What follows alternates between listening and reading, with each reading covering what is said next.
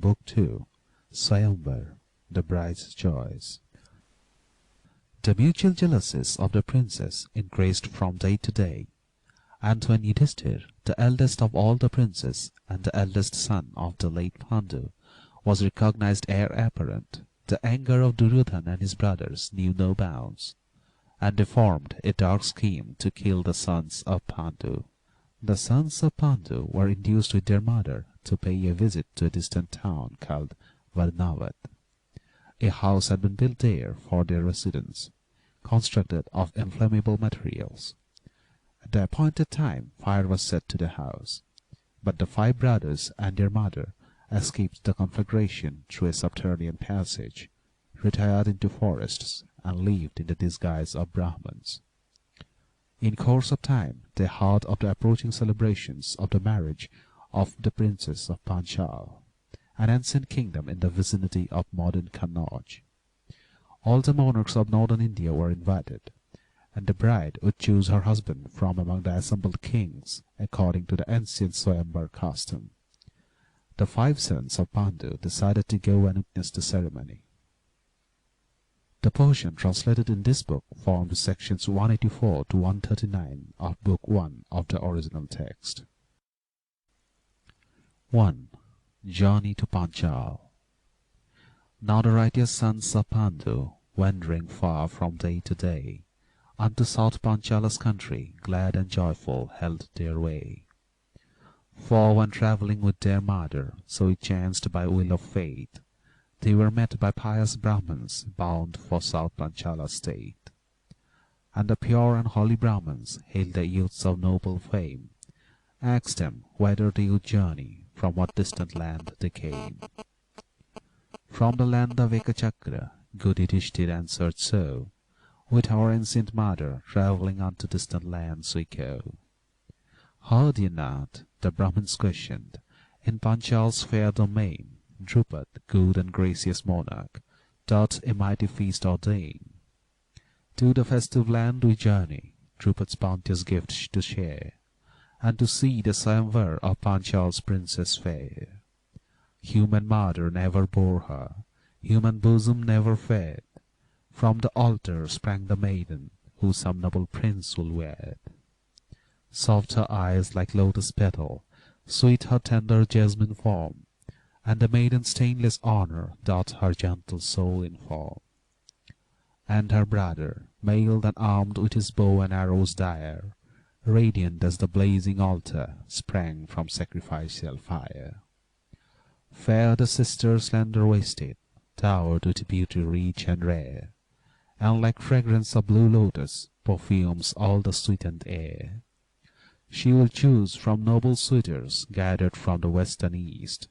Bright and fair shall be the wedding, rich and bounteous be the feast. Kings will come from distant regions, sacrificing wealth and gold. Stainless monarchs versed in Shastra, pious-hearted, mighty-souled.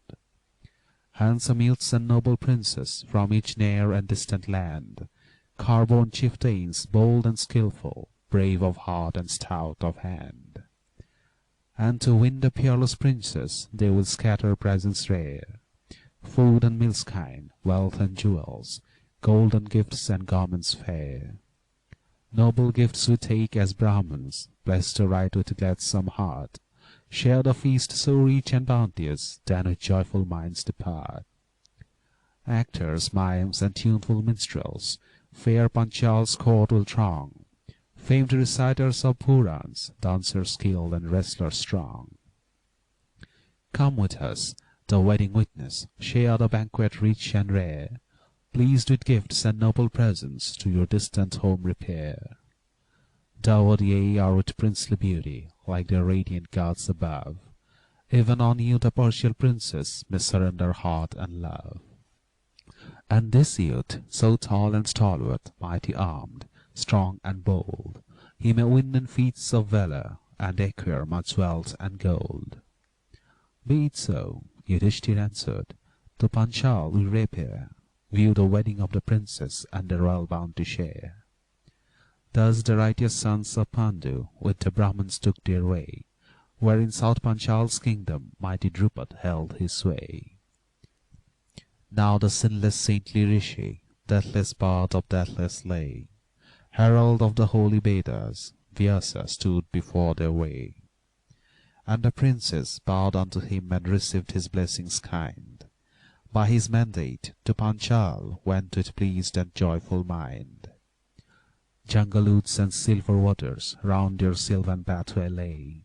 Halting at each wayside station, marched the princes day by day. Stainless and intent on Shastra, fair in speech and pure in heart, travelling slow they reached Panchal, saw its spacious town and mart. Saw the fort, bazaar and city, saw the spire and shining dome. In a potter's distant cottage met their humble unknown home. And disguised as pious Brahmins, sons of Pandu, begged their food. People knew not Kuru's princes in that dwelling poor and rude. 2. The Wedding Assembly. To the helmed son of Pandu, Arjun, pride of Kuru's race, Drupad longed to give his daughter peerless in her maiden grace. And of massive wood unbending, Drupad made a stubborn bow, saving Arjun prince or chieftain might not bend the weapon low. And he made a whirling discus, hung it beneath the open sky, and beyond the whirling discus placed a target far and high. Who strings this bow, said Drupad, hits the target in his pride. Through the high and circling discus wins Panchal's princely bride. And they spake the monarch's mandate in the kingdoms near and far, and from every town and country princes came and chiefs of war. Came the pure and saintly rishis, for to bless the holy rite. Came the Kurus with brave Karn in their pride and matchless might. Brahmins came from distant regions, with their sacred learning blessed. Drupad, with a royal welcome, greeted every honoured guest. Now the festal day approached. Gathering man with ocean's voice filled the wide and circling stages to behold the maiden's joys. Royal guests and princely suitors came in pomp of wealth and pride. Carborn chieftains and mailed warriors came to win the beauteous bride. Northeast of the festive city, they enclosed a level ground. Many a dome and stately palace cunning builders built around. And by moat and wall surrounded, pierced by gate and arched door, by a canopy of splendour was the red field covered over. Now the festive trumpet sounded, and the censer fragrance lent. Sprinkled chandan spread its coolness, wreaths were hung of sweetest scent. All around were swan-white mansions, lofty domes and turrets high, like the peaks of white Kailash cleaving through the azure sky. Sparkling gems the chambers lighted, golden nets the windows laced, spacious stairs so wide and lofty were with beauteous carpets graced. Rich festoons and graceful garlands gently waved like streamers gay, and the swan-like silver mansions glinted in the light of day. Gates below were thronged with people, far above the chambers lay, with their lofty gilded turrets like the peaks of Himalaya. In these halls in pride and splendour dwelt each rich and royal guest, fired by mutual emulation and in costly jewels dressed. Decked and perfumed sat these rulers, mighty armed, rich in fame, lion monarchs noble destined, chiefs of pure and spotless name. Pious to mighty Brahma, and their subjects soap and stay, loved of all for noble actions, kind and virtuous in their sway. Now the festal day approached, like the heaving of the main, surged the ranks of gathered nations over the wide and spacious plain. Pandu's sons, in guise of Brahmins, mixed with Brahmins versed in lore, mark proud Drupad's wealth and splendour, gazing, wondering evermore. Dancers charm the gathered people, singers sing and actors play. 15 days of festive splendour greet the concourse rich and gay. 3. The Bride. Sound the drum and voice the sankha, brightly dawns the bridal day. Fresh from morning's pure ablutions comes the bride in garments gay, and her golden bridal garland carries on her graceful arm. Softly, sweetly steps Draupadi, queen of every winning charm. Then a Brahman, versed in mantra, ancient priest of lunar race, lights the fire with pious offerings, seeks its blessings and its grace. Whispered words of benediction, saints and holy men repeat. Conch and trumpet's voice is silent, hushed the lofty war drum's beat. And there reigns a solemn silence, and in stately pomp and pride, Drupad's son leads forth his sister, fair Panchal's beauteous bride. In his loud and lofty accents, like the distant thunder's sound, Drupad's son his father's wishes thus proclaims to all around. Mark this bow, assembled monarchs, and the target hung and high. Through yon whirling pierced discus let 5 glistening arrows fly. Whoso born of noble lineage hits the far suspended aim, let him stand, and as his garden Drupad's beauteous maiden claim. Then he turns unto Draupadi, tells his prince and suitor's name, tells his race and lofty lineage, and his warlike deeds of fame. 4. The Suitors. Brave Duryodhan and his brothers, princes of the Kuru land, Karn, proud and peerless archer, sister, seek thy noble hand. And Gandhar's warlike princess, Voja's monarch true and bold, and the son of mighty Drona, all bedecked in gems and gold. King and prince from Matsya kingdom graced his noble wedding feast. Monarchs from more distant regions, north and south and west and east. Tamralipta and Kalinga on the eastern ocean wave, Patan's port, whose hardy children western ocean's dangers brave. From the distant land of Madra, car-born monarch Salya came, and from Dwarka's sea-god regions Valadev known to fame. Valadev and his brother Krishna sprung from Yadu's race, of the Brishni clan descended, soul of truth and righteous grace. This is mighty Jayadratha, come from Sindhu's sounding shore, famed for warlike feats of valour, famed alike for sacred lore. This is fair Kaushal's monarch, whose bright deeds our heralds sing, from the sturdy soil of Chedi, Sisupal, peerless king. This is mighty Jarasandh, come from far Magad's land. These are other princely suitors, sister, eager for thy hand. All the wide earth's warlike rulers seek to shoot the distant aim. Princess, whoso hits the target, choose as thine that prince of fame. Decked with jewels, young and valiant, all aflame with soft desire, conscious of their worth and valor, all the suitors rose in ire.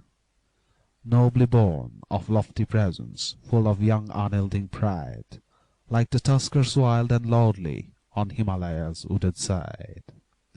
Each his rival marks as foeman, as in field of deadly strife, each regards the fair Draupadi as his own, his queenly wife. On the gorgeous field they gather, by a maddening passion fired, and they strive as strove the bright gods, when by Uma's love inspired. And the gods in cloud-borne chariots came to view the scene so fair, bright Adityas in their splendor, Maruts in the moving air. Winged Suparnas, scaly Nagas, Devarishis pure and high, for their music famed Gandharvas, fair Apsaras of the sky. Valadev, armed with plowshare, Krishna, chief of righteous fame, with the other Yadu chieftains to that wondrous bridal came. Krishna marked the sons of Pandu, eager for the queenly bride, like wild tuskers for a lotus, like the fire that ashes hide. And he knew the warlike brothers in their holy Brahman guise, pointed them to Baladev, gazing with a glad surprise. But the other chiefs and monarchs, with their eyes upon the bride, marked nor knew the sons of Pandu sitting speechless by their side. And the long-armed sons of Pandu, smitten by Kandharpa's dart, looked on her with longing languor and with love-impassioned heart. Bright immortals, gaily crowding, viewed the scene surpassing fair. Heavenly blossoms, soft descending, with a perfume filled the air. Bright celestial cars in concourse sailed upon the cloudless sky. Drum and flute and harp and tabor sounded deep and sounded high. 5. Trial of skill. Uprose one by one the suitors, marking still the distant aim.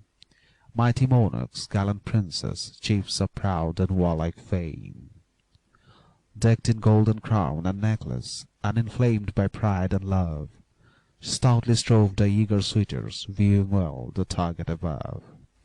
Strove to string the weapon vainly, tough unbending was the bow. Slightly bent, rebounding quickly, laid the gallant princess low. Strove the handsome suitors vainly, decked in gem and burnished gold, reft of diadem and necklace, fell each chief and warrior bold. Reft of golden crown and garland, shamed and humbled in their pride, groaned the suitors in their anguish, sought no more Panchal's bride. Uprose Karn, peerless archer, proudest of the archers he, and he went and strung the weapon, fixed the arrows gallantly. Stood like Surya in his splendor, and like Agni in his flame. Pandu's sons in terror whispered, Karn sure must hit the aim. But in proud and queenly accents, Drupad's queenly daughter said, Monarch's daughter, born a Kshatriya, Suta's son I will not wed. Karn hard with crimsoned forehead, left the emprise almost done, left the bow already circled, silent gazed upon the sun. Uprose Jadi's haughty monarch, mightiest of the monarchs he. Other kings had failed inglorious, Sisupal stood forth free. Firm in heart and fixed in purpose, bent the tough unbending bow, vainly, for the bow rebounding, laid the haughty monarch low. Uprose sturdy Jarasandh, far Magad's mighty chief, hurled the bow and stood undaunted, tall and stately as a cliff.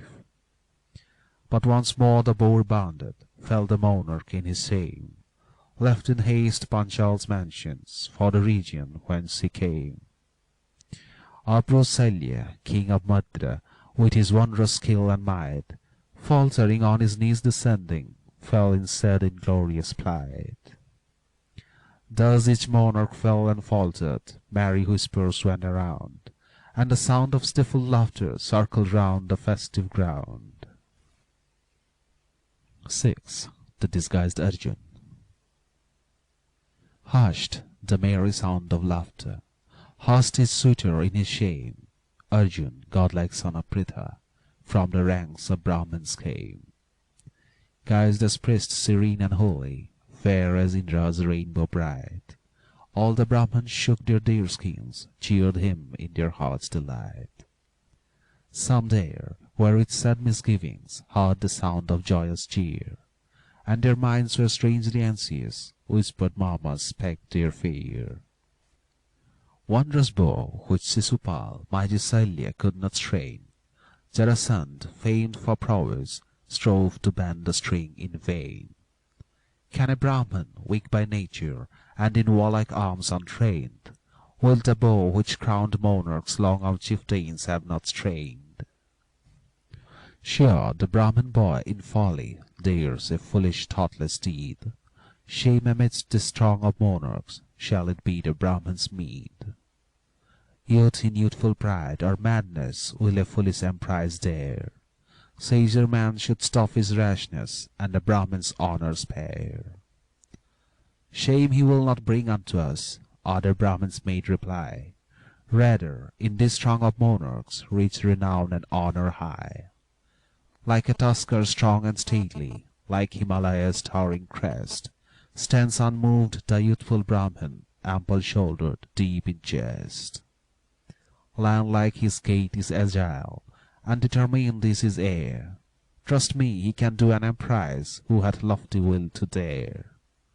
He will do the feat of valour, will not bring disgrace and stain, nor is task in all this wide art, which a Brahmin tries in vain. Holy men subsist on wild fruits, in the strength of Pana strong, spare in form, in spirit mightier than the mightiest warlike throng. Ask not if it is right or foolish when a Brahmin tries his fate, if it leads to woe or glory, fatal fall or fortune great. Son of Rishi Jamadagni, baffled kings and chieftains high, and Agastya, stainless Rishi, drained the boundless ocean dry. Let this young and daring Brahman undertake the warlike deed. Let him try and by his prowess win the victor's noble meed. While the Brahmans deep revolving hopes and timid fears expressed, by the bow the youthful Arjun stood unmoved like mountain crest. Silent round the wondrous weapon thrice the mighty warrior went. To the Lord of gods, Isana, in a silent prayer he bent. Then the bow, which gathered warriors vainly tried to bend and strain, and the monarchs of the wide earth sought to string and wield in vain. God-like Arjun, born of Indra, filled with Vishnu's matchless might, bent the wondrous bow of Drupad, fixed the shining darts aright. Through the disk the shining arrows fly with strange and hissing sound, hit and pierce the distant target, bring it thundering on the ground. Shouts of joy and loud applauses did the mighty feat declare. Heavenly blossoms soft descended, heavenly music thrilled the air. And the Brahmans shook their deer skins, but each irritated chief, in a lowly muttered whisper, spake his rising rage and grief. Shankha's note and voice of trumpet Arjun's glorious deed prolong. Birds and heralds chant his praises in a proud and deathless song. Drupad, in the Brahman's mantle, knew the hero proud and brave, against the rage of baffled suitors, sought the gallant prince to save. With his twin-born youngest brothers, left Yudhishthir, peaceful good, we marked the gathering tempest, and by gallant Arjun stood. Like a queen the beauteous maiden smiled upon the archer brave, flung on him the bridal garland, and the bridal robe she gave. Arjun, by his skill and prowess, won Panchal's princess bride. People's shouts and Brahmans' blessings sounded joyful far and wide. 7. The Tumult. Spake the suitors, anger shaken, like a forest tempest torn, as Panchal's courteous monarch came to greet a Brahman born. Shall he like the grass of jungle trample us in haughty pride? To a prating priest and Brahman wed the proud and peerless bride? To our hopes, like nourished sapling, shall he now the fruit deny? Monarch proud who insults monarchs, sure a traitor's death shall die. Honour for his rank we know not, have no mercy for his age. Perish foe of crowned monarchs, victim to our righteous rage. Had he access to his palace, favoured us with royal grace, feasted us with princely bounty, but to compass our disgrace. In this concourse of great monarchs, glorious like a heavenly band, doth he find no likely suitor for his beauteous daughter's hand? And this rite of Samvar, so our sacred laws ordain, is for warlike Kshatriyas only, priests that custom shall not stain. If this maiden on a Brahman casts her eye, devoid of shame, let her expiate her folly in a pyre of blazing flame. Leave the priestling in his folly, sinning through a Brahman's greed, for we wage no war with Brahmans, and forgive a foolish deed. Much we vow to holy Brahmins for our realm and wealth and life. Blood of priest or wise preceptor shall not stain our noble strife. In the blood of sinful Drupad we the righteous laws maintain. Such disgrace in future ages monarchs shall not meet again. Spake the suitors, tiger-hearted, iron-handed, bold and strong. Fiercely bent on blood and vengeance, blindly rose the maddened throng. On they came, the angry monarchs, armed for cruel vengeful strife. Drupad midst the holy Brahmins trembling fled for fear of life. Like wild elephants of jungle rushed the kings upon their foes. Calm and stately, stalwart Bhim and the gallant Arjun rose. With a wilder rage the monarchs viewed these brothers cross their path, rushed upon the daring warriors for to slay them in their wrath. Weaponless was noble Bhim, but in strength like lightning's brand, tore a tree with peerless prowess, shook it as a mighty wand. And the foe-compelling warrior held the mace of living wood, strong as death with deadly weapon, facing all his foes he stood. Arjun too, with godlike valor, stood unmoved, his bow in hand. Side by side the dauntless brothers faced the fierce and fiery band. 8. Krishna to the rescue. Krishna knew the sons of Pandu, though in robes of Brahmans dressed. To his elder Baldev thus his inner thoughts expressed. Mark that youth with bow and arrow, and with lion's lordly gait. He is helmet-wearing Arjun, greatest warrior meets the great.